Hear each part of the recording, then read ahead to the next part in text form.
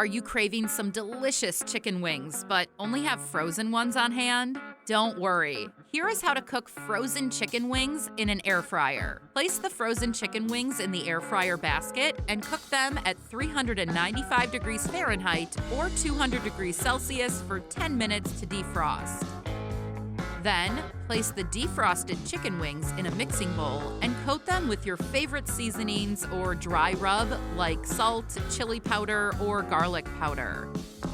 Place them back in the air fryer and air fry at 395 degrees Fahrenheit or 200 degrees Celsius for 15 minutes.